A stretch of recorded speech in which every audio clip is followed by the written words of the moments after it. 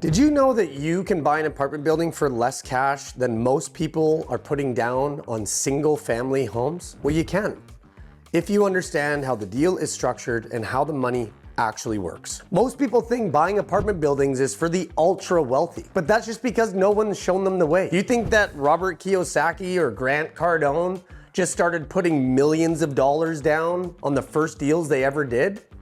No, they used their skills and their experience to scale, and they used other people's money to partner with them along the way to help them build generational wealth. And it took a long time, but they started with the experience and the skill set to give them the ability to start somewhere. And if you keep thinking that it's about how much money you have, you're going to sit on the sidelines for the next decade watching everybody else get the best deals and the best cash flow and the best depreciation while you watch your money depreciate in the bank and get chewed up with inflation. My name is Bouchard, and I've bought many apartment buildings and renovated hundreds of units in one of the toughest markets in North America.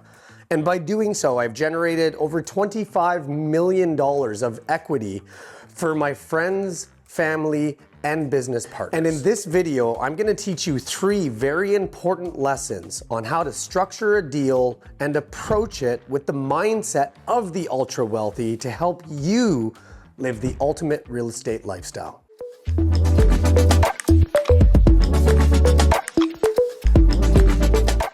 Which brings me to my first lesson. If it's not the whole pie, what is it? What is your slice that you need to put into the deal? And that all comes down to what you're bringing to the table. Now, in my deal, as the example that I'm using, we needed $500,000. So $500,000 equals 100% of the equity that was required. I was able to bring 25% of that amount, which was $125,000.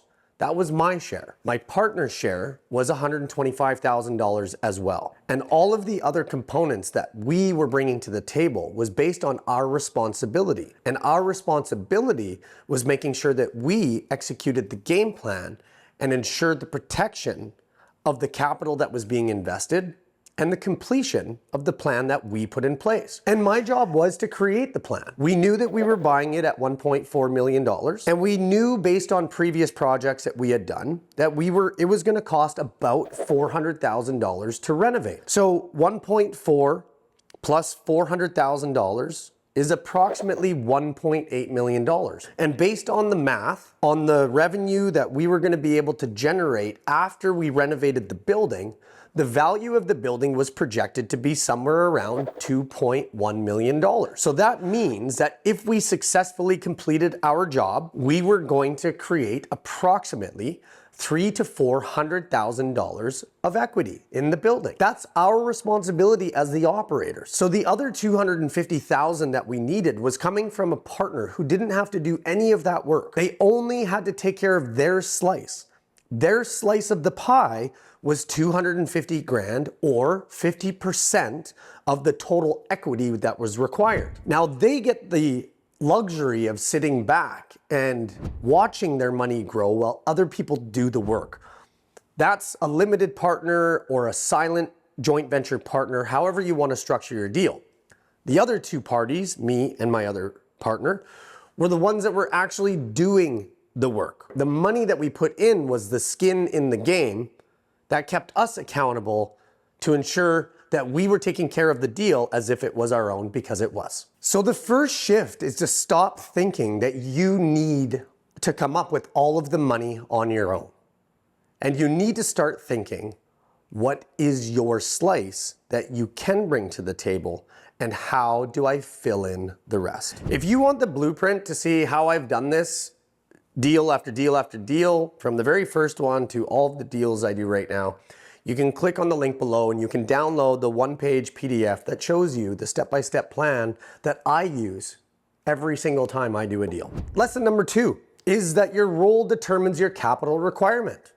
I talked a little bit about this earlier, but This really determines what your mindset should be when you're approaching a deal and/or investors asking them to invest into your deal. Using the same example of capital requirement for this deal, $500,000, you have to look at that and you have to say, okay, for the $500,000 that is needed for this project, what am I or you bringing to the table? If you're finding the deal and you're putting the construction and renovation plan together and you're managing the construction and you're getting the loan and you're signing your name on the dotted line for the guarantees of the mortgage, that's a lot of stuff. And an investor that's coming in, a limited partner that doesn't have to do any of that, they have to make up for that by putting more money in the deal, typically. Now, that's not always going to be the case when you're just starting out, because you have to prove yourself and you have to gain the experience and gain the entrust of people that you're doing business with. And that's just a natural progression. But in the general sense, think about it. You have money and you're going to go and invest into a deal. And somebody else is going to do all of the work. You don't have to do a damn thing other than give them your money and sit back and watch them execute a plan that is going to generate wealth for you for the rest of your life in an asset that is going to pay you cash flow and dividends if done correctly and if done well. What would you expect?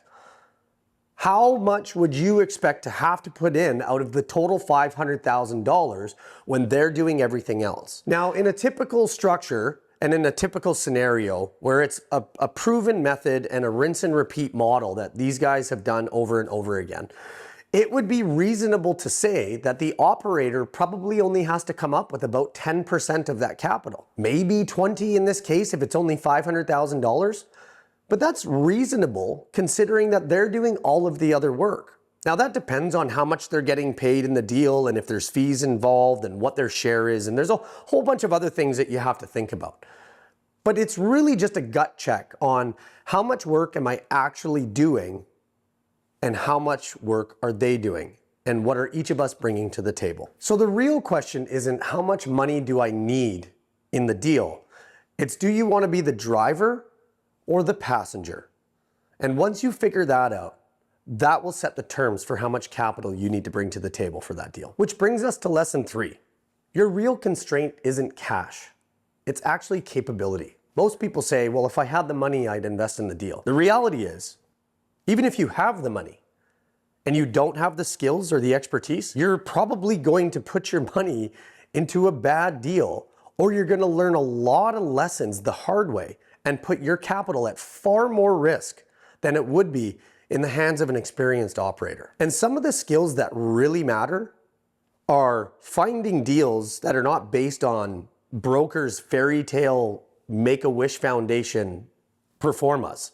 It's understanding what the true value of the asset is and the work that needs to be done in order to get it to the future value that you're trying to achieve. It's knowing the right people and having the relationships to manage that entire process, and then having an exit strategy that you can actually execute on to ensure that you're going to have a stable asset that isn't putting you at risk at the minor fluctuation of a couple points on an interest rate down the road. And that mostly comes down to protecting your downside. And so whether you have money or you don't have money, the skill set is by far the most important part. And if you want to sidestep that aspect as a passive investor or an active operator, you're making the biggest mistake of your real estate investment career, and you're probably going to pay dearly for it.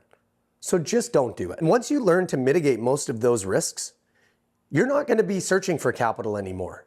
Capital is going to come searching for you, because capital doesn't chase the shiny objects. It chases vetted operators with experience and a track record. And that's what we're talking about today. Making sure that you put in the guardrails to ensure that your success is continued to be built upon deal after deal after deal, so that the constraints become less and less and less every single time. So now that you know you don't have to be sitting on a mountain of cash to buy your next multifamily apartment building, you can click the link below and learn how to get involved, or you can like, share, and follow to see how we're helping people every single day achieve the ultimate real estate lifestyle.